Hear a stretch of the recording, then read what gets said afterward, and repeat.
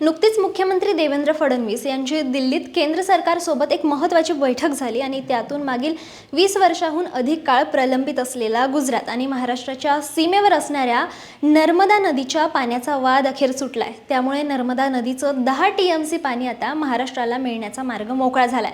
तब्बल 20 वर्षांनी हा प्रश्न निकाली लागलाय। खरं तर गुजरात आणि महाराष्ट्राच्या सीमेवर असणाऱ्या या नर्मदा नदीच्या पाणी वाटपावरून या दोन्ही राज्याचा वाद तसा 47 वर्ष जुना।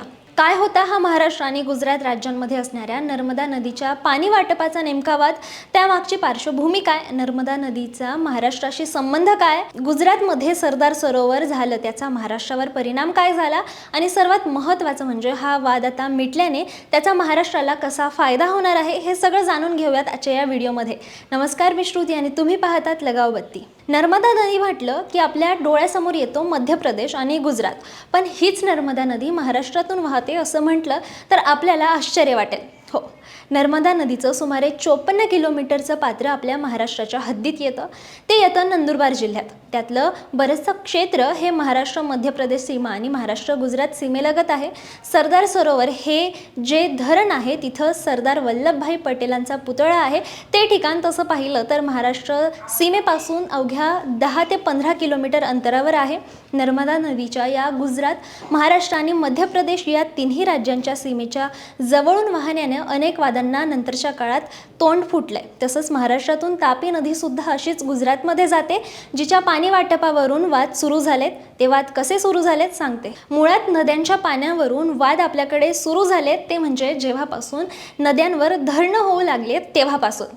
जिथे जिथे एक नदी ही एका राज्यातून दुसऱ्या राज्यात जाते आणि मग सीमेलगत धरण बांधली जातात, तिथे तिथे वाद सुरू होतात। कारण धरण जरी एका राज्यात असलं तरी त्याच्या संपूर्ण पाण्यावर त्या राज्याचा हक्क नसतो। सीमेलगत असणाऱ्या दुसऱ्या राज्याचा त्यात कमी का होईना पण वाटा असतो। तसंच धरणात पाणी साठवल्यामुळे त्याच्या मागच्या भागामध्ये बॅकवॉटरची समस्या निर्माण होते। साधारण स्वातंत्र्याच्या नंतरच्या काळात हे सगळे वाद सुरू झाले आणि ते भारतातल्या जवळजवळ सर्वच शेजारी असणाऱ्या राज्यांमध्ये कमी अधिक प्रमाणात आहेत। नर्मदा आणि तापी नद्यांच्या बाबतीत सुद्धा असंच झालं। या नद्या पूर्ववाहिनी आहेत, महाराष्ट्राच्या खानदेशातून त्या वाहतात आणि जिथे त्या गुजरातमध्ये प्रवेश करतात तिथे त्यांच्यावर गुजरात सरकारने धरणं बांधलेली आहेत। नर्मदा नदीवर आहे सरदार सरोवर आणि तापी नदीवर आहे उकाई। आधी आपण नर्मदा नदीचा वाद पाहूया। 1946 मध्ये नर्मदा खोऱ्याच्या विकासाची योजना आखण्यात आली आणि 5 एप्रिल 1961 रोजी भारताचे पहिले पंतप्रधान पंडित जवाहरलाल नेहरू यांच्या हस्ते गुजरातमधील केवाडिया इथं सरदार सरोवर धरणाची पायाभरणी झाली। त्यानंतर काही काळानं हे धरण पूर्ण झालं आणि महाराष्ट्र, मध्य प्रदेश आणि गुजरातमध्ये वाद सुरू झाला। याला 3 कारणं होती। पहिलं तर अर्थात पाणी वाटप, दुसरं होतं धरणाची उंची आणि तिसरं होतं विस्थापितांना द्यायचा मोबदला। विषय असा होता की गुजरातला मोठ्या उंचीचं धरण हवं होतं तर मध्य प्रदेश आणि महाराष्ट्राला कमी उंचीचं धरण हवं होतं। ते गुजरातच्या जास्त फायद्याचं तर बाकी दोन्ही राज्यांच्या तोट्याचं होतं।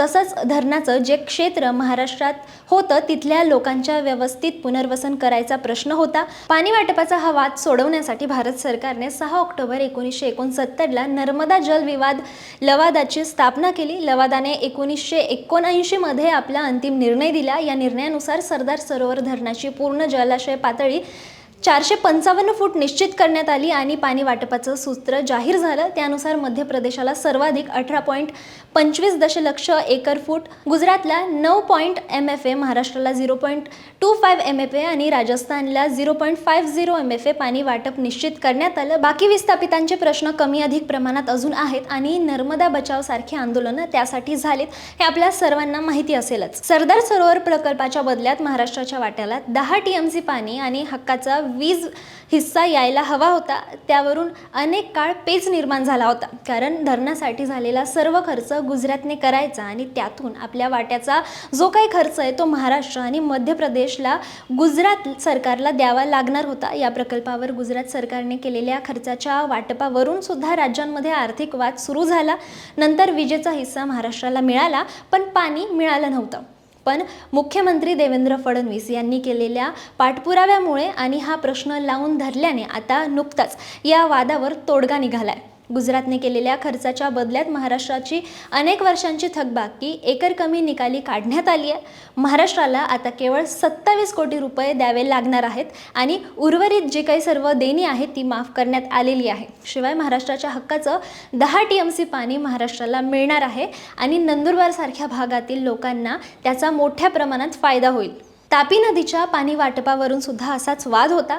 तापी नदीवर गुजरातमध्ये उकाई धरण आहे, त्यासाठी तापी खोरं विकास मंडळ स्थापन झालं आणि त्याच्या माध्यमातून सहमती घडवून आणली गेली आणि पाणी वाटपाचा वाद बऱ्यापैकी निकाली काढला गेला. विशेष म्हणजे नर्मदा नदीच्या पाणी वाटपाचा महाराष्ट्र आणि गुजरातमध्ये जो वाद होता तो आता निकाली निघाला आहे आणि गुजरात महाराष्ट्राला जे पाणी देणार आहे ते याच उकाई धरणातून येणार आहे. म्हणजे वाद नर्मदेच्या पाण्याचा आहे, पण तापीतून आता ते पाणी महाराष्ट्रात येणार आहे. त्यामुळे महाराष्ट्र आणि गुजरात यांच्यातला नर्मदा नदीच्या पाणी वाटपाचा बऱ्याच काळापासूनचा प्रश्न मिटला असून वन टाइम सेटलमेंटने आजवरची सर्व थकबाकी देण्याचा तोडगा सुद्धा काढण्यात आला आहे, हे मात्र नक्की आहे.